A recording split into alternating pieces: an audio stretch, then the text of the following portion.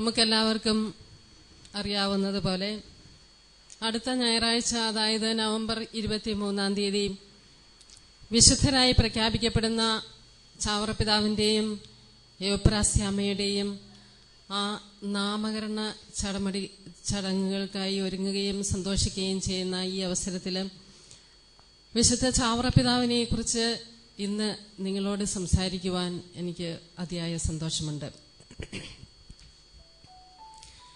ദൈവമാണെന്റെ പിതാവ്, ദൈവമാണെന്റെ അപ്പൻ, ദൈവമാണെന്റെ അമ്മ, ദൈവമാണെന്റെ യാവന, ദൈവമാണെന്റെ പാനീയം, എന്റെ ഭക്ഷണം, എന്റെ ശ്വാസം, എന്റെ നിശ്വാസം എല്ലാം ദൈവമാണെന്ന് അനുഭവിച്ചറിഞ്ഞ് അത് ഏറ്റുപറഞ്ഞ് അതനുസരിച്ച് ജീവിച്ചവനാണ് ചാവറപിതാവ്. മമ പിതാവ് നീയേ, ഭാഗ്യവും എനിക്കു നീ, നിന്നാലല്ലാതെ ഞാനും എങ്ങനെ ജീവിക്കുന്നു, ശ്വാസവും എനിക്ക് നീ, യാവന പാനം നീയേ, ആശ്വാസം നിന്നിലല്ലാതെ എവിടെ എനിക്കഹോ. ചാവറപിതാവിന്റെ ഭക്ഷണവും പാനീയവും യാവനവും അപ്പനും അമ്മയും ദൈവമാണെന്നും ആ അനുഭവത്തിലൂടെയാണ് ചാവറപിതാവ് വിശുദ്ധനായി തീർന്നതെന്നും നമുക്ക് കാണാനായി സാധിക്കും. ചാവറപിതാവിനെ പറ്റി കേൾക്കുമ്പോൾ നമ്മൾ സാധാരണയായി കേൾക്കുന്നത് ചാവറപിതാവ് ഒരു സാമൂഹിക പരിഷ്കർത്താവ്, നവോത്ഥാന നായകൻ എന്നൊക്കെയാണ്. ഒരുപാട് കാര്യങ്ങൾ ചെയ്ത, സ്കൂളുകൾ സ്ഥാപിച്ച, പ്രസ് സ്ഥാപിച്ച, ദളിതർക്ക് ഉത്ഥാനം നൽകിയ, അങ്ങനെ സാമൂഹിക സേവന രംഗത്ത് ഒരുപാട് കാര്യങ്ങൾ ചെയ്ത ഒരു മനുഷ്യനായിട്ടാണ് ചാവറപിതാവിനെ നമ്മളൊക്കെ അറിയുന്നത്. ശരിയാണ്, ചാവറപിതാവ് ഒരുപാട് കാര്യങ്ങൾ കേരള സഭയ്ക്ക് വേണ്ടി, നമുക്ക് വേണ്ടി ചെയ്തിട്ടുണ്ട്. ഇന്ന് കേരള സഭയില്, ഇന്ന് ക്രൈസ്തവ സഭയില് ചാവറപിതാവിന്റെ സ്പർശനമേൽക്കാത്ത യാതൊന്നുമില്ല എന്ന് നമുക്ക് വ്യക്തമായിട്ട് പറയാനായിട്ട് സാധിക്കും. അദ്ദേഹമാണ് കേരളത്തില് ഇന്ന് നാം കാണുന്ന എല്ലാ സംരംഭങ്ങൾക്കും തുടക്കം കുറിച്ച വ്യക്തി. വൈദികർക്ക് ആദ്യമായിട്ട് പൊതുവായിട്ടുള്ള സെമിനാരി വിദ്യാഭ്യാസം, അത് ആശ്രമത്തിലുള്ള വൈദികർക്കും ഇടവക വൈദികർക്കും വേറെ വേറെ സെമിനാരി വിദ്യാഭ്യാസം ആരംഭിച്ചത്. കേരളത്തിലെ എല്ലാ പള്ളികളോടും അനുബന്ധിച്ച് പള്ളിക്കൂടം സ്ഥാപിക്കണമെന്ന് കൽപ്പന പുറപ്പെടുവിച്ചുകൊണ്ട് വിദ്യാഭ്യാസത്തിലൂടെ നമ്മുടെ നാടിനെ ഉയർത്തിയ വ്യക്തി. എന്തെങ്കിലും വായിക്കാനോ എഴുതാനോ ഇവിടെ യാതൊന്നുമില്ലാതിരുന്ന കാലത്ത്, മലയാളത്തിൽ അച്ചടിയില്ലാതിരുന്ന കാലത്ത്, ഒരു പ്രസ് കണ്ട് വാഴപ്പിണ്ടിയിൽ അതിന്റെ മാതൃകയുണ്ടാക്കി, മരം കൊണ്ട് ആശാരിയെ കൊണ്ട് ഉണ്ടാക്കിപ്പിച്ച് അതിലൂടെ നമ്മുടെ ഇന്നത്തെ ഈ മാധ്യമ സംസ്കാരത്തിന് തുടക്കം കുറിച്ച മഹാനായ വ്യക്തി. കുടുംബ പ്രേഷിതൻ എന്നാണ് ചാവറപിതാവ് അറിയപ്പെടുന്നത്.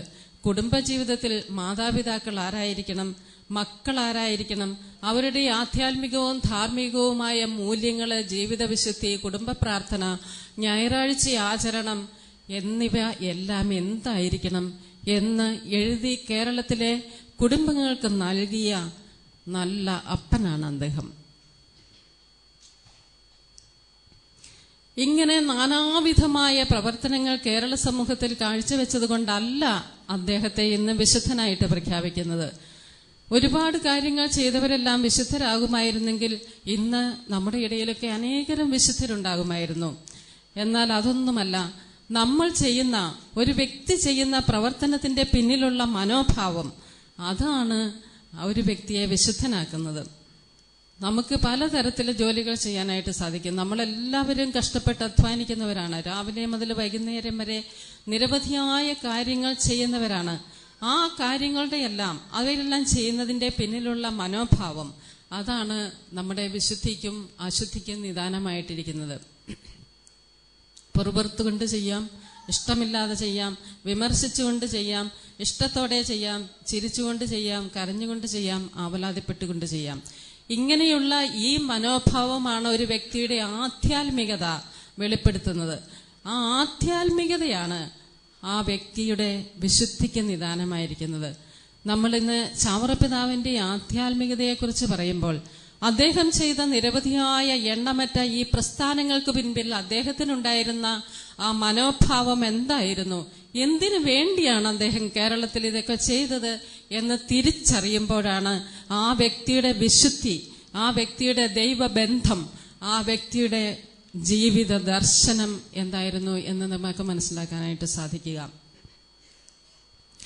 ആധ്യാത്മികത എന്ന് പറയുന്നത് ഒരു വ്യക്തിക്ക്, നമുക്ക് ഓരോരുത്തർക്കും ദൈവവുമായിട്ടുള്ള ബന്ധമാണ്, പരിശുദ്ധാത്മാവിലുള്ള ജീവിതമാണ്, ഈശോമിശിഹായിലുള്ള ജീവിതമാണ്, വിശുദ്ധിയാണ്, സ്നേഹമാണ് എന്നൊക്കെ പറയാനായിട്ട് സാധിക്കും. നമ്മുടെ എല്ലാവരുടെയും ആധ്യാത്മികത ഒരു തരത്തിൽ അല്ലെങ്കിൽ മറ്റൊരു തരത്തിൽ നമ്മുടെ പ്രവർത്തനങ്ങളിൽ, വാക്കുകളിൽ, നമ്മുടെ സംസാരത്തിലൊക്കെ വെളിപ്പെട്ട് വരുന്നുണ്ട്.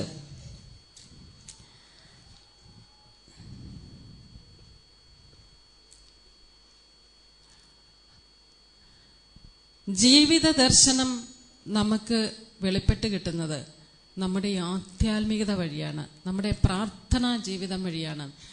ചാവറപിതാവിന്റെ പ്രാർത്ഥനാ ജീവിതത്തെക്കുറിച്ച് ഇന്ന് പറയുമ്പോൾ, ചാവറപിതാവ് തൻ്റെ ജീവിതത്തിന്റെ ആധ്യാത്മിക അനുഭവങ്ങളെല്ലാം എഴുതി വച്ചിരിക്കുന്ന മനോഹരമായ ആത്മകഥാരൂപത്തിലുള്ള പുസ്തകമാണ് അദ്ദേഹത്തിന്റെ ആത്മാനുതാപം എന്ന കൃതി.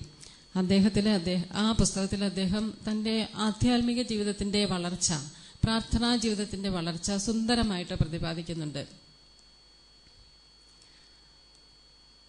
പരംജ്യോതിയെ ഈശോയെ രക്ഷിക്ക, പാരിതിന്റെ പുഷ്പമേ ജയ ജയ എന്നീ വണ്ണം ഓരോ ജനപങ്ങളെ അമ്മ നന്ദിയോടുച്ചരിക്കുന്ന നേരത്ത് മന്ദമായതു കേട്ടുകൊണ്ട സുന്ദരിയുടെ പാതേ ഉറങ്ങി ഞാൻ. തന്റെ സ്വന്തം അമ്മ വെളുപ്പിന് 2 മണിക്കും 3 മണിക്കും എഴുന്നേറ്റ് നിലത്ത് മുട്ടുകുത്തി ചൊല്ലിയ സുഹൃതജപം, അത് കേട്ട് ആ അമ്മയുടെ പാദാന്തികത്തില് ഇരുന്ന് ഉറക്കം തോന്നിയ തന്റെ അനുഭവം, ഓർമ്മക്കുറിപ്പുകൾ, അതാണ് അദ്ദേഹം എഴുതി വെച്ചത്. അങ്ങനെ ഒരു വ്യക്തിയുടെ ആധ്യാത്മികത, പ്രാർത്ഥന ആരംഭിക്കുന്നത് കുടുംബത്തിലാണ്, മാതാപിതാക്കളിൽ നിന്നാണ്. വ്യക്തമായി പറഞ്ഞാൽ ഒരു വ്യക്തിയുടെ അമ്മയിൽ നിന്നാണ് ആ വ്യക്തിയുടെ ആധ്യാത്മിക ജീവിതത്തിന്റെ ആരംഭം. നമ്മുടെ കുടുംബങ്ങൾക്കൊക്കെ ഒരു മാതൃകയാണ് ചാവറപിതാവിന്റെ കുടുംബം, ചാവറപിതാവിന്റെ അമ്മ. ചാവറപിതാവിനെ തീരെ ചെറുപ്പത്തിൽ ഈശോ മറിയ യോസേപ്പ് എന്ന നാമം ഉച്ചരിക്കുവാനും ആ 3 വ്യക്തികളുടെ കൂടെ കൂട്ടായ്മയിൽ ജീവിക്കുവാൻ പഠിപ്പിച്ചത് അമ്മയാണെന്ന് ചാവറപിതാവ് നന്ദിയോടെ അനുസ്മരിക്കുന്നുണ്ട്. വെച്ചൂർ പള്ളിയിൽ കൊണ്ടുപോയി മാതാവിനെ അടിമ വെച്ച്, ഇനി നീ എന്റെ മകനല്ല, നീ ഈ പരിശുദ്ധ കന്യകയുടെ മകനാണ് എന്ന് പറഞ്ഞ് മാതൃസ്നേഹത്തിന്റെ ആദ്യ അനുഭവം ചാവറപിതാവിന്റെ ഹൃദയത്തിലേക്ക് പകർന്നു കൊടുത്തത് പരിശുദ്ധ അമ്മയാണ്. അങ്ങനെ കുടുംബജീവിതത്തിൽ ആരംഭിച്ച ആധ്യാത്മികതയുടെ ആ അനുഭവം തീരെ ചെറുപ്പത്തിലെ 5-ാമത്തെ വയസ്സിൽ തന്നെ വിശുദ്ധ കുർബാനയ്ക്ക് ശുശ്രൂഷയാകുവാൻ വേണ്ടി അന്ന് തീരെ പരിചയമില്ലാത്ത സുറിയാനി വാക്കുകളെല്ലാം പഠിച്ച് ഉച്ചരിച്ച് അദ്ദേഹം പള്ളിയിൽ പോയിട്ട് വിശുദ്ധ കുർബാനയ്ക്ക് ശുശ്രൂഷയാകുമായിരുന്നു. ഇന്ന് ട്യൂഷന്റെ പേരിൽ അല്ലെങ്കിൽ പഠനത്തിന്റെ പേരിൽ നമ്മുടെയൊക്കെ കുട്ടികളെ ഞായറാഴ്ച പോലും വേദപാഠത്തിന് വിടാൻ നമുക്ക് എന്തൊരു മടിയാണ്. ഇവിടെയാണ് ഇന്നത്തെ കുടുംബങ്ങളും പഴയ കുടുംബങ്ങളും വിശ്വാസമുള്ള തലമുറയും വിശ്വാസം കുറയുന്ന തലമുറയും തമ്മിലുള്ള വിടവ് നമ്മൾ കാണുന്നത്. വിശുദ്ധരാകുന്നത് മാതാപിതാക്കളുടെ പരിശീലനത്തിന് കൂടിയാണ്. അത് കുടുംബത്തിന്റെ അന്തരീക്ഷത്തിലാണെന്ന് നമുക്ക് ഒരിക്കലും മറക്കാതിരിക്കാം. അങ്ങനെ വിശുദ്ധിയുടെ വഴിയെ നടന്ന ചാവറപിതാവിന്റെ ജീവിതത്തിലെ മറ്റൊരു അനുഭവമായിരുന്നു സെമിനാരിയിൽ ചേർന്നു 14-ാം വയസ്സിൽ അദ്ദേഹം ആദ്യത്തെ ആസ്തപ്പാട് പാട്ടം കിട്ടി വീട്ടിലേക്ക് വന്നു. ആഘോഷങ്ങളെല്ലാം കഴിഞ്ഞു. വീണ്ടും പരിശീലനത്തിന് പോയ ആ സമയത്ത് ഒരു പകർച്ചവ്യാധി, ഒരു കോളറ മൂലം അദ്ദേഹത്തിന്റെ മാതാപിതാക്കളും ഏക സഹോദരനും മരിക്കുന്നു. അങ്ങനെ ആ മരിച്ച വിവരം പോലും സെമിനാരിയിൽ അദ്ദേഹം അറിയുന്നത് ആഴ്ചകൾക്ക് ശേഷമാണ്. കാരണം പകർച്ചവ്യാധി ആയതുകൊണ്ട് ഗ്രാമത്തിലേക്ക് ആർക്കും പ്രവേശനമില്ലായിരുന്നു. അങ്ങനെ ആഴ്ചകൾക്ക് ശേഷം തന്റെ പ്രിയപ്പെട്ട മാതാപിതാക്കളുടെയും സഹോദരങ്ങളുടെയും മൺകൂനയ്ക്ക് മുമ്പിൽ വന്നു നിന്ന് കരഞ്ഞ് പ്രാർത്ഥിക്കുന്ന കൊച്ചു ചാവറയാണ് നമ്മൾ കാണുന്നത്. അദ്ദേഹത്തിന്റെ ചിറ്റപ്പനും അമ്മാവന്മാരും എല്ലാം നിർബന്ധിച്ചു, തിരിച്ചുപോരെ, ഇനി സെമിനാരിയിൽ നിൽക്കണ്ട. ഈ കുടുംബത്തിന്റെ തലമുറകൾ സംരക്ഷിക്കാൻ, ഈ കുടുംബത്തിൻ്റെ സ്വത്ത് സൂക്ഷിക്കാൻ നീ വീട്ടിലേക്ക് തിരിച്ചു വരണം. അവിടെ യാതൊരു വിഷമവുമില്ലാതെ പ്രാർത്ഥനയോടെ ചാവറപ്പിതാവ്, ഏക മകനായ ചാവറപ്പിതാവ് തീരുമാനമെടുത്തു, ഞാൻ സെമിനാരിയിലേക്ക് തിരിച്ചു പോകും, ഞാനൊരു കർത്താവിൻ്റെ പുരോഹിതനായി തീരും.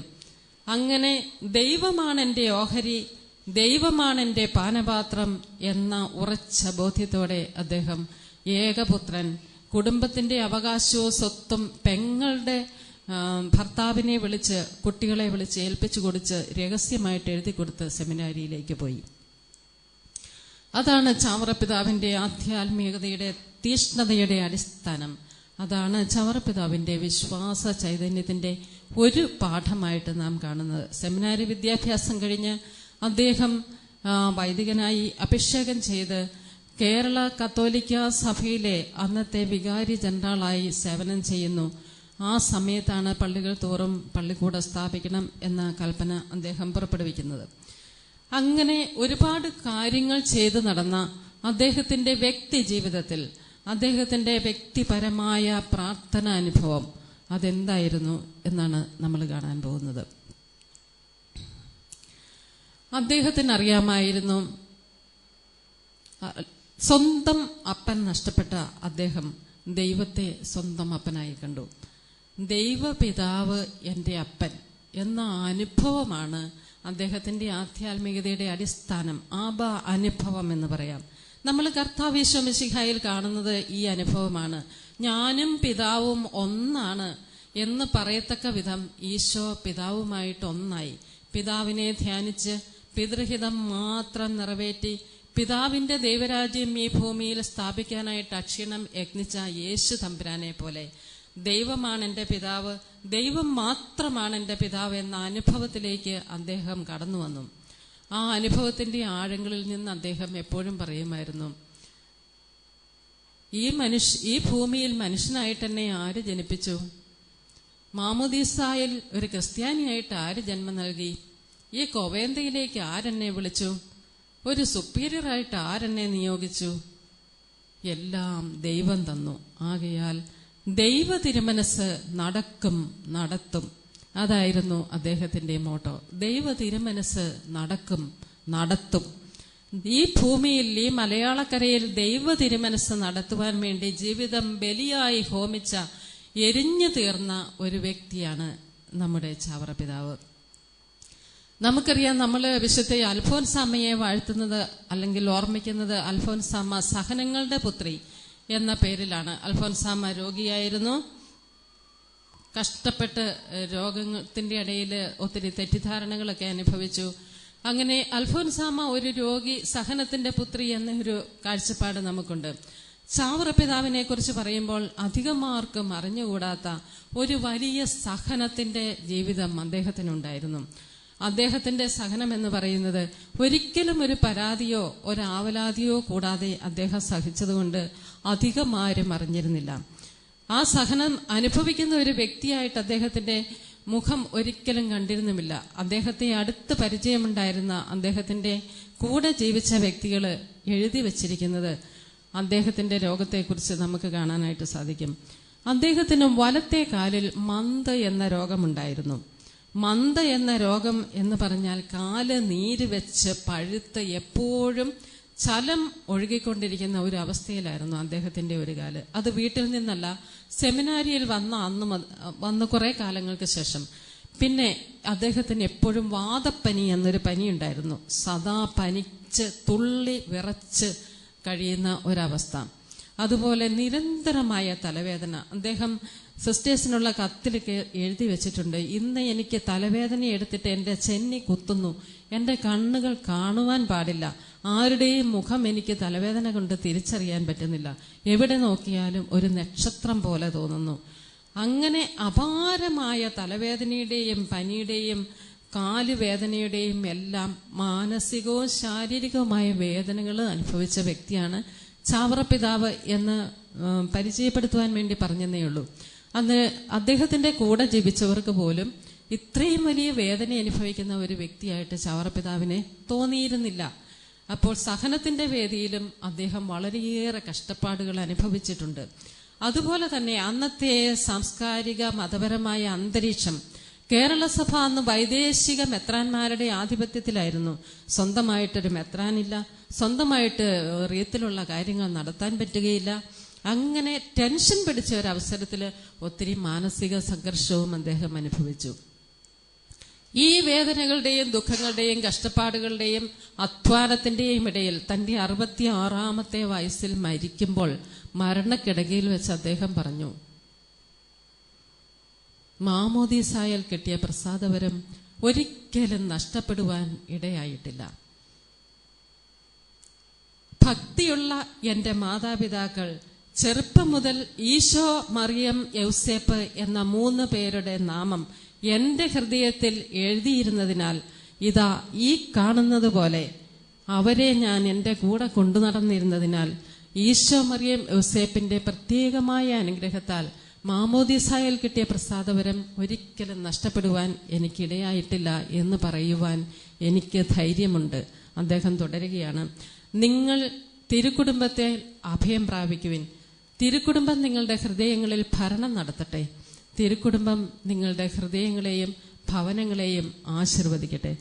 നിങ്ങൾ തിരുക്കുടുംബത്തിന് സ്വയം സമർപ്പിക്കുവിൻ.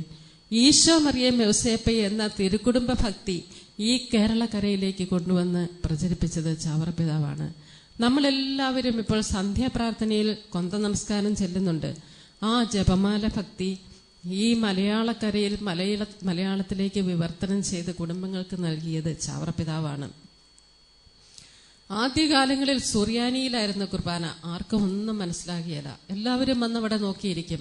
ആ സമയത്ത് സുറിയാനിയിലുള്ള ബൈബിൾ വ്യാഖ്യാനം മലയാളത്തിൽ നൽകണമെന്ന് കൽപ്പന നൽകിയത് ചാവറപിതാവാണ്. പള്ളികളിൽ മലയാളത്തിൽ പ്രസംഗം തുടങ്ങാൻ കൽപ്പന നൽകിയതും ചാവറപിതാവാണ്.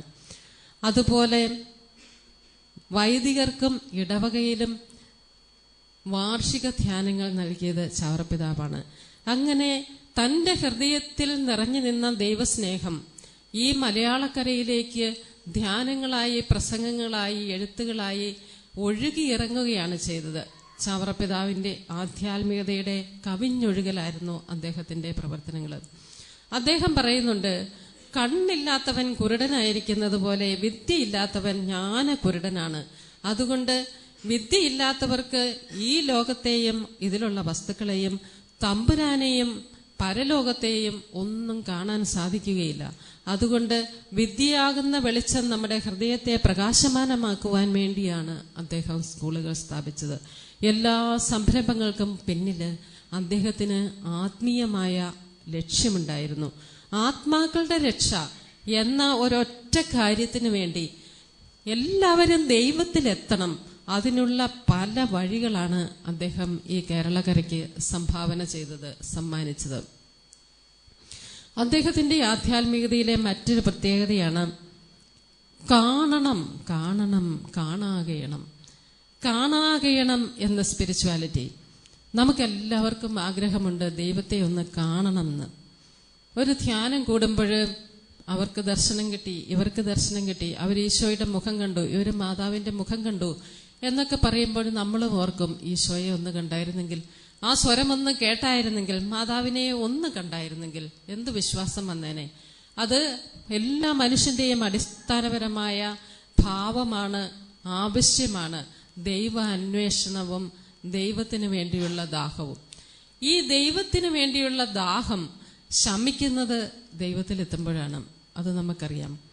ഈ ദൈവത്തിന് വേണ്ടിയുള്ള ദാഹം ഈശോ മിശിഹായെ കാണുവാനും ആ സ്വരം കേൾക്കുവാനും ആ ഈശോയെ ഒന്ന് തൊടുവാനും എല്ലാം ചാവറപിതാവിന്റെ ജീവിതത്തിൽ അദമ്യമായ മോഹമുണ്ടായിരുന്നു. കാരുണ്യരൂപനാം ദൈവകുമാരന്റെ ആരുണ്യ ശോഭയെ കാണാകണം. മാനുഷ നീചവേഷത്തെ ധരിച്ചൊരു മാനുഷത്രാതാവെ കാണാകണം. അമ്മാനുവേലെന്ന നാമാർത്ഥം പോൽ ദൈവം നമ്മോട് ചേർന്നതും കാണാകണം. അങ്ങനെ ഈശോ മാതാവിന്റെ ഉദരത്തിൽ മനുഷ്യനായി പിറന്ന് ഈ ഭൂമിയിൽ വന്നത് മുതൽ അവിടുത്തെ മരണവും ഉത്ഥാനവും സ്വർഗാരോപണവും എല്ലാം എനിക്ക് കാണണം, കാണണം, കാണണം. അങ്ങനെ 168 പ്രാവശ്യം കാണണം എന്ന പാട്ട് നമ്മൾ ആത്മാനുതാപത്തിൽ കാണുന്നുണ്ട്. അത്രമാത്രം അദമ്യമായിരുന്നു ചാവറപ്പിതാവിൻ്റെ ദൈവദർശന വാഞ്ച. നമ്മുടെ എല്ലാം ഉള്ളിൽ, നമുക്കെല്ലാം ഉള്ള ഒരു ആഗ്രഹമാണ് ദൈവത്തെ കാണണം. പക്ഷെ നമ്മൾ ഇങ്ങനെ കുറച്ച് നാൾ പറയും, ഇച്ചിരിയൊക്കെ ചോദിക്കും, കണ്ടില്ലെങ്കിൽ പിന്നെ ഉപേക്ഷിക്കും. ചാവറപ്പിതാവ് അങ്ങനെയായിരുന്നില്ല. കാണണം എന്ന് വാശി പിടിച്ച് ദൈവത്തിന്റെ മുമ്പിൽ നീണ്ട മണിക്കൂറുകൾ മുട്ടിന്മേൽ നിന്ന്, ദിവ്യകാരുണ്യനാഥന്റെ മുമ്പിൽ കണ്ണടച്ച് നീണ്ട മണിക്കൂറുകൾ സക്രാരിയുടെ മുമ്പിൽ നിന്ന് അദ്ദേഹം പ്രാർത്ഥിച്ചു, തപസ് ചെയ്തു. അദ്ദേഹം കണ്ടു. കാണണമെന്ന് ആഗ്രഹിച്ചതെല്ലാം സ്വന്തം ജീവിതത്തിൽ കണ്ട് തൃപ്തിയടഞ്ഞ് ആ ദൈവവുമായിട്ടുള്ള സഹവാസത്തിൽ ഒന്നു ചേർന്ന അനുഭവത്തിന്റെ പിൻബലത്തിലാണ് ചാവറപ്പിതാവ് പറഞ്ഞത്, മാമോദീസായിൽ കിട്ടിയ പ്രസാദവരം ഒരിക്കലും നഷ്ടപ്പെട്ടിട്ടില്ല, നഷ്ടപ്പെടുത്തുവാൻ ഇടയായിട്ടില്ല. പ്രിയപ്പെട്ടവരെ, നമുക്കും കാണാൻ സാധിക്കും. തപസ്സിലൂടെ, പ്രാർത്ഥനയിലൂടെ, ഏകാഗ്രമായ ആ ദൈവദർശന വാഞ്ചയിലൂടെ ദൈവത്തിന്റെ മുമ്പിലിരുന്നാൽ നമുക്കും ഈശോ മിശിഹായെ കാണാൻ സാധിക്കും. വാഴ്ത്തപ്പെട്ട ചാവറപ്പിതാവ് വിശുദ്ധൻ എന്ന് പ്രഖ്യാപിക്കപ്പെടുമ്പോൾ നമുക്ക് നൽകുന്ന സന്ദേശം അതാണ്. ദൈവത്തെ കാണാൻ നമുക്ക് സാധിക്കും. എവിടെയാണ് ദൈവത്തെ കാണാൻ സാധിക്കുന്നത്? ചാവറപ്പിതാവിന് വലിയ ആഗ്രഹമുണ്ടായിരുന്നു ഒരു താമസികനായി, വനവാസിയായി വനത്തിൽ പോയി താമസിക്കണമെന്ന്. അതിനുവേണ്ടിയാണ് അദ്ദേഹം ആശ്രമം സ്ഥാപിച്ചത്. പക്ഷേ ജനക്കൂട്ടത്തിന്റെ മധ്യത്തില്, ജനങ്ങളുടെ മധ്യത്തില് വനവാസിയാകാനായിട്ടായിരുന്നു ദൈവം അദ്ദേഹത്തെ വിളിച്ചത്. 100 പ്രശ്നങ്ങളുടെ മധ്യത്തിൽ ഇടപെട്ടുകൊണ്ട് 100 മനുഷ്യന്റെ ആവശ്യങ്ങളിലേക്ക് ഇറങ്ങി വന്നുകൊണ്ട് പ്രവർത്തിക്കാനാണ് അദ്ദേഹത്തെ വിളിച്ചത്. അങ്ങനെ അദ്ദേഹം പ്രവർത്തിച്ചു, വിശുദ്ധനായി. ചാവറപ്പിതാവ് നമുക്ക് നൽകുന്ന സന്ദേശം ഇതാണ്: നമ്മുടെ ജീവിതാവസ്ഥ എന്താണോ, ദൈവം നമ്മിൽ നിന്ന് എന്താവശ്യപ്പെടുന്നുവോ ആ ആവശ്യത്തിലൂടെ, ആ സാഹചര്യത്തിലൂടെ, ആ പ്രശ്നത്തിലൂടെ നമുക്ക് ദൈവത്തെ കാണാൻ പറ്റും. ദൈവത്തെ കാണാൻ വേണ്ടി ഓടിപ്പോകേണ്ട ആവശ്യമില്ല. നമ്മുടെ ഉത്തരവാദിത്തങ്ങൾ വിട്ടുപോകേണ്ട ആവശ്യമില്ല. നമ്മുടെ ഉത്തരവാദിത്തത്തിന്റെ ഉള്ളിൽ തന്നെ ദൈവമുണ്ട്. അത് കണ്ണു തുറന്ന് കാണുക, അതാണ് ചാവറപ്പിതാവ് നമ്മോട് ആവശ്യപ്പെടുന്നത്. മലയാളക്കരയിൽ ഒരു തിരുനാളം പോലെ കത്തിയെരിഞ്ഞ് ഓടി നടന്നപ്പോഴും, ഈ പ്രശ്നങ്ങളുടെയും പ്രതിസന്ധികളുടെയും റോക്കോ ശീഷ്മകളുടെയും എല്ലാം മധ്യത്തിൽ സഭയുടെ ഐക്യത്തിന് വേണ്ടി കഠിനാധ്വാനം ചെയ്തപ്പോഴും, നടക്കാൻ പറ്റാത്ത നീരുള്ള കാല് വലിച്ചുകൊണ്ട് ചിലപ്പോഴെല്ലാം വില്ലുവണ്ടിയിലും ഉന്തുവണ്ടിയിലും ഒക്കെ നീങ്ങിയപ്പോഴും, ഒരൊറ്റ സെക്കൻഡ് പോലും, ഒരൊറ്റ നിമിഷം പോലും വാചിക പ്രാർത്ഥന ചൊല്ലാൻ സമയം കിട്ടാതിരുന്നപ്പോഴും അദ്ദേഹം പ്രാർത്ഥനയുടെ ഉന്നത ദൈവൈക്യത്തിലെത്തിയ മിസ്റ്റിക്കായി തീർന്നു. അതേ പ്രിയപ്പെട്ടവരെ, നമ്മുടെ ജീവിതത്തിൽ ജീവിത വിശുദ്ധി, ഹൃദയ വിശുദ്ധി പാലിച്ചുകൊണ്ട് നമ്മുടെ ഉത്തരവാദിത്തങ്ങൾ ആത്മാർത്ഥമായി ചെയ്യുമ്പോൾ അത് പ്രാർത്ഥനയായിട്ട് മാറുകയാണ്. ഇതാണ് ചാവറപ്പിതാവ് ഇന്ന് നമുക്ക് നൽകുന്ന സന്ദേശം. അദ്ദേഹത്തെ ഒരു ഭക്തി കർമ്മ യോഗി എന്നാണ് വിളിക്കുന്നത്. ഭക്തിയും കർമ്മവും യോഗിപ്പിച്ച താപസനാണ് അദ്ദേഹം. ജനമധ്യത്തിലും ദൈവത്തെ കണ്ടെത്താൻ നമുക്ക് സാധിക്കുമെന്ന്, ഉത്തരവാദിത്തങ്ങളുടെ നടുവിലാണ് ദൈവത്തെ കണ്ടെത്താൻ സാധിക്കുമെന്ന് പഠിപ്പിച്ച വലിയ മിസ്റ്റിക്കാണ് അദ്ദേഹം. അദ്ദേഹത്തിന്റെ പ്രാർത്ഥനാനുഭവം വളരെ അഗാധമായിരുന്നു. ഒരു ചെറിയ അനുഭവം മാത്രം ഞാൻ ഇപ്പോൾ പറയാം. ഒരിക്കലും അദ്ദേഹം പ്രായാധിക്യമായില്ല, 66 വയസ്സിൽ അദ്ദേഹം മരിച്ചു. ഈ കഷ്ടപ്പാടുകൾ കൊണ്ട് വേഗ ക്ഷീണിതനായി കൂനമ്മാവ് ആശ്രമത്തിന്റെ അദ്ദേഹത്തിന്റെ മുറിയിൽ ചിലവഴിക്കുന്ന അവസാന കാലഘട്ടങ്ങളിൽ അദ്ദേഹം നിരന്തരം പ്രാർത്ഥിക്കുക മാത്രമേ ചെയ്തിരുന്നുള്ളൂ. അവസാന കാലങ്ങളിൽ ഒരു വൈദികൻ അദ്ദേഹത്തെ കാണാനായിട്ട് വന്നു. അദ്ദേഹത്തിന്റെ മുറിയുടെ വാതിൽക്കൽ മുട്ടി. അപ്പോൾ മറുപടി കിട്ടിയെന്ന് വിചാരിച്ച് അച്ഛൻ മുറിക്കകത്ത് കയറി. അപ്പോൾ കാണുന്നത് ആരോടോ സംസാരിച്ചുകൊണ്ടിരിക്കുന്ന ചാവറപ്പിതാവിനെയാണ്. അച്ഛൻ ചാടി പുറത്തിറങ്ങിയിട്ട് അല്പം കൂടി വെയിറ്റ് ചെയ്തു. 5 മിനിറ്റ് കഴിഞ്ഞ് വീണ്ടും മുട്ടി. അപ്പോൾ അകത്ത് കയറാൻ അനുവാദം കിട്ടി. അച്ഛൻ അകത്ത് കയറുമ്പോൾ കാണുന്നത് ചാവറപ്പിതാവിന്റെ മുഖം സൂര്യനെ പോലെ പ്രശോഭിക്കുന്ന ഒരു മുഖം. അദ്ദേഹം നേരത്തെ കണ്ടു ആരോടോ സംസാരിക്കുന്ന പോലെ, ഇപ്പൊ കയറിയപ്പോൾ കാണുന്ന സൂര്യനെ പോലെ പ്രശോഭിക്കുന്ന ഈ വൈദികൻ കയറിയപ്പോൾ ചാവറപ്പിതാവ് പറയാണ്, അച്ഛാ, ഈശോ മിശിഹായോട് സംസാരിക്കാൻ നമ്മെ അനുവദിക്കുന്നത് എത്ര ഭാഗ്യമാണല്ലേ. അപ്പോൾ വൈദികന് കാര്യം മനസ്സിലായി. ചാവറപ്പിതാവ് ഈശോയോട് നേരിട്ട് സംസാരിക്കുകയായിരുന്നെന്ന്. പിറ്റേ ദിവസം അദ്ദേഹം ഒരു കുറിപ്പെഴുതി, ഈശോ മിശിഹായുടെ സ്നേഹത്തിൽ പാർപ്പിൻ, തന്റെ അരികെ നടപ്പിൻ, തന്നോട് എപ്പോഴും സംസാരിപ്പിൻ. ചാവറപ്പിതാവ് ഇങ്ങനെ ചാവറപ്പിതാവിന്റെ ആധ്യാത്മികതയുടെ ആഴങ്ങൾ എത്ര പറഞ്ഞാലും, എത്ര മണിക്കൂറുകൾ സംസാരിച്ചാലും, എത്ര പങ്കുവച്ചാലും മതിയാവുകയില്ല. പ്രിയപ്പെട്ടവരെ, അദ്ദേഹം കുടുംബ പ്രേക്ഷിതനാണ്. കുടുംബങ്ങൾക്ക് വേണ്ടി അദ്ദേഹം എന്ത് ചെയ്തു എന്ന് മാത്രം ഒന്ന് സൂചിപ്പിക്കാനും കൂടി ഞാൻ ഈ സമയം എടുക്കട്ടെ. ചാവറപ്പിതാവിനെ കുടുംബങ്ങളുടെ പ്രേക്ഷിതൻ, കുടുംബങ്ങളുടെ മധ്യസ്ഥൻ എന്നൊക്കെ അറിയപ്പെടുന്നുണ്ട്. അദ്ദേഹം മരിക്കാൻ നേരത്ത് നല്ല അപ്പന്റെ ചാവരുൾ അഥവാ കുടുംബചട്ടം എന്ന ഒരു കത്ത് കൈനകരിയിലെ തന്റെ ഇടവകക്കാർക്ക് നൽകിയിട്ട് എല്ലാ വീട്ടിലും ആദ്യ ശനിയാഴ്ച വൈകുന്നേരം ഇത് വായിക്കണം, ഇടവകയിലെ ആളുകളെല്ലാം കുരിശുപള്ളിയുടെ മുമ്പിൽ കൂടി എൻ്റെ ഈ കത്ത് വായിക്കണം എന്ന് പറഞ്ഞ് ഈ കത്ത് കൊടുത്തു. ആ കത്ത് ചരിത്രത്തിന്റെ ഭാഗമായി കേരളത്തിലെ എല്ലാ കുടുംബങ്ങളിലും അതിന്റെ ഒരു കോപ്പി ഉണ്ടായി. നമ്മുടെയൊക്കെ വീട്ടിലും അതിന്റെ ഒരു കോപ്പി കിട്ടിയിട്ടുണ്ടാവും. അത് ഈ നൂറ്റാണ്ട് വരെ, ഈ ചാവറപ്പിതാവ് മരിച്ചതിന് ശേഷം ഈ 200 വർഷങ്ങൾ വരെ ഈ കേരളക്കരയിൽ ലോകത്തിൽ മറ്റൊരിടത്തും കാണാൻ സാധിക്കാത്ത കുടുംബ ഭദ്രത നിലനിൽക്കുന്നുണ്ടെങ്കിൽ, കുടുംബ പ്രാർത്ഥന നിലനിൽക്കുന്നുണ്ടെങ്കിൽ, ദൈവവിളിയുടെ വിത്തുകൾ നിലനിൽക്കുന്നുണ്ടെങ്കിൽ അതിന് കാരണം ഈ കുടുംബചട്ടം കുറച്ചു നാളെങ്കിലും നമ്മുടെ കാരണവന്മാര് പാലിച്ചതിന്റെ പരിണിത ഫലമാണ്. ഈ കുടുംബചട്ടം ഒരു നിധി പോലെ നമ്മുടെ കാരണവന്മാര് സൂക്ഷിച്ചു വെച്ചു, അത് പ്രാവർത്തികമാക്കി. കുടുംബചട്ടത്തില് മാതാപിതാക്കളുടെ ഉത്തരവാദിത്തം, മാതാപിതാക്കൾ മക്കൾക്ക് വേണ്ടി എന്ത് ചെയ്യണം, മക്കൾ പരസ്പരമുള്ള ബന്ധം, അയൽവക്കം തമ്മിലുള്ള ബന്ധം, കുടുംബത്തിലെ കുടുംബ പ്രാർത്ഥനയിൽ കുടുംബനാഥൻ എങ്ങനെ സംബന്ധിക്കണം, കുടുംബനാഥ എങ്ങനെ സംബന്ധിക്കണം, കുട്ടികൾ എങ്ങനെ സംബന്ധിക്കണം, അയൽക്കാരുമായിട്ടുള്ള ബന്ധം എന്തായിരിക്കണം, കുടുംബത്തിനുള്ളിലെ പെൺകുട്ടികളുടെ വളർത്തൽ എങ്ങനെയായിരിക്കണം, പെൺകുട്ടികളുടെ വസ്ത്രധാരണം, ആഭരണം ഇതൊക്കെ എങ്ങനെ ധരിക്കണം എന്നൊക്കെ വളരെ കൃത്യമായിട്ട് ഇന്ന് ഈ മാധ്യമ സംസ്കാരത്തില് ഈ സൂപ്പർ സ്റ്റാർ സിംഗള് അരങ്ങ് തകർക്കുന്ന ഈ മാധ്യമ സംസ്കാരത്തെ മുന്നിൽ കണ്ടുകൊണ്ട് ചാവറപ്പിതാവ് എഴുതിയ കുടുംബചട്ടമാണ് വസ്ത്രധാരണത്തെക്കുറിച്ച്. അമിതമായി ആഡംബരവും വസ്ത്രധാരണവും നടത്തി പെൺകുട്ടികളെ ചമയിപ്പിച്ച് നടത്തരുത്, അത് പിശാച് അവരെ വലയിൽ വീഴിക്കുന്നതിനുള്ള കാരണമായിരിക്കും എന്ന് വ്യക്തമായി പറഞ്ഞത് നമ്മുടെ ഇന്നത്തെ കുടുംബങ്ങളോടാണ്, ഇന്നത്തെ മാതാപിതാക്കളോടാണ്. ഒരു സംശയമില്ല. കാലങ്ങൾക്ക് മുമ്പ് തുണിയും ചട്ടയും ഇട്ടി നടന്ന സ്ത്രീകളുടെ ഒരു കാലത്ത് ഇത് പറയേണ്ട ആവശ്യമില്ലായിരുന്നു. അദ്ദേഹം പ്രവാചകനായിരുന്നു. വർഷങ്ങൾക്ക്, തലമുറകൾക്ക് പിന്നിലുള്ള നമ്മളെ കണ്ടുകൊണ്ടാണ് അദ്ദേഹം ഇതൊക്കെ എഴുതി വെച്ചത്. ഇനിയും മാതാപിതാക്കൾ കുഞ്ഞുങ്ങളെ എങ്ങനെ വളർത്തണം? പ്രിയപ്പെട്ട മാതാപിതാക്കളെ, കുഞ്ഞുങ്ങൾ തമ്പുരാൻ കർത്താവ് നിങ്ങളുടെ കൈകളിൽ സൂക്ഷത്തിന് ഏൽപ്പിച്ചിട്ടുള്ള നിധികളാകുന്നു, സമ്മാനമാകുന്നു.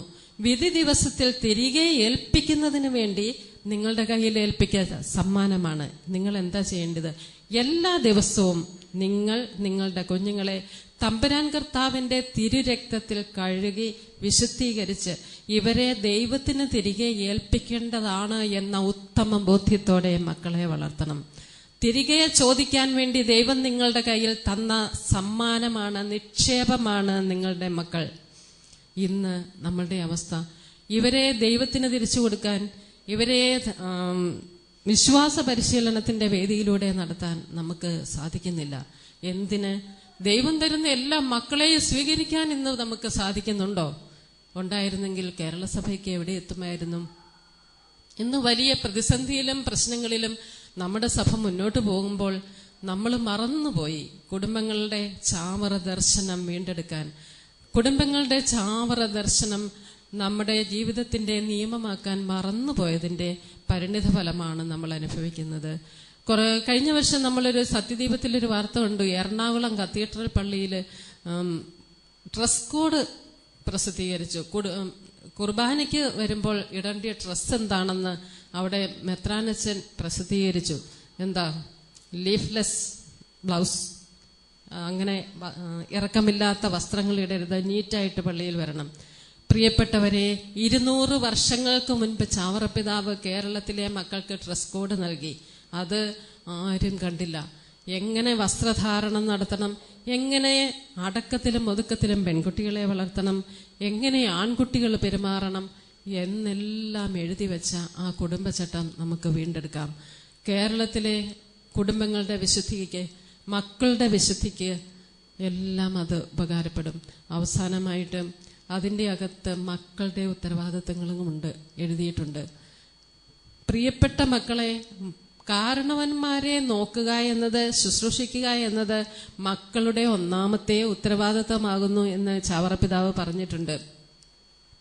കേരളത്തിൽ അങ്ങോളം ഇങ്ങോളം വൃദ്ധസദനങ്ങളിൽ കണ്ണുനീര് വാർത്തിരിക്കുന്ന ഒരുപാട് മാതാപിതാക്കളെ നമ്മൾ കാണാറുണ്ട്.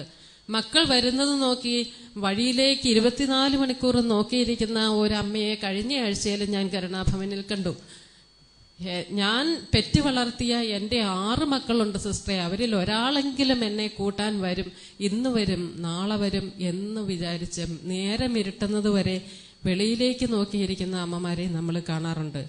അതെ പ്രിയപ്പെട്ടവരെ, ചാവറപ്പിതാവ് പറയുകയാണ്, പ്രായമായ മാതാപിതാക്കളെ പാലിക്കുക എന്നത് മക്കളുടെ ഒന്നാമത്തെ കടമയാണ്.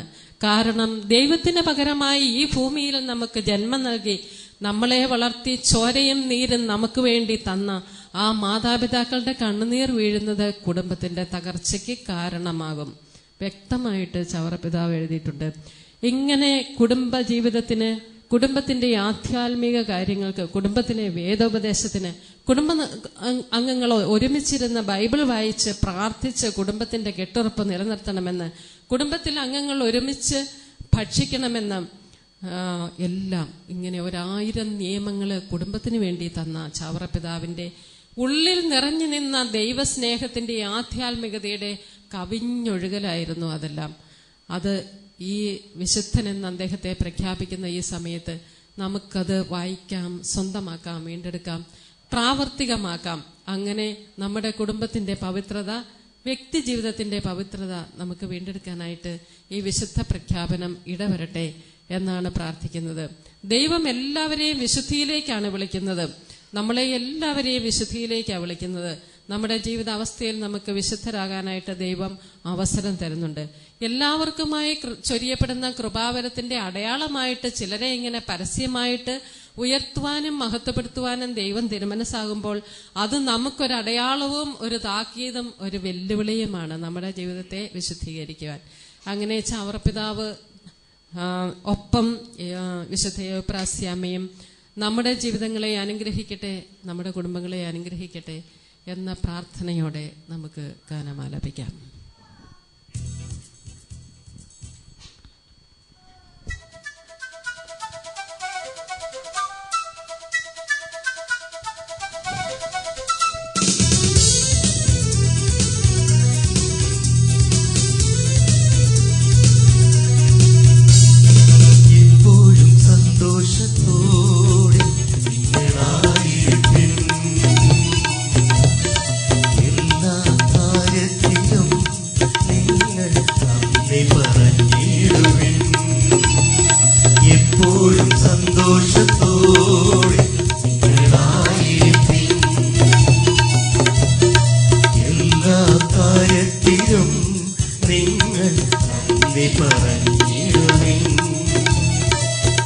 ഇടവിടാതെ പ്രാർത്ഥിപ്പിൻ, ഇടയനോട് ചേർന്നിരിപ്പിൻ. ഇടവിടാതെ പ്രാർത്ഥിപ്പിൻ, ഇടയനോട് ചേർന്നിരിപ്പിൻ. ഇതുതാനല്ലയോ ചാവറപ്പിതാവിൻ ദർശന വ്യാഖ്യാനം. ഇതുതാനല്ലയോ ചാവറപ്പിതാവിൻ ദർശന വ്യാഖ്യാനം. എപ്പോഴും സന്തോഷത്തോടെ ആയിരിക്കും.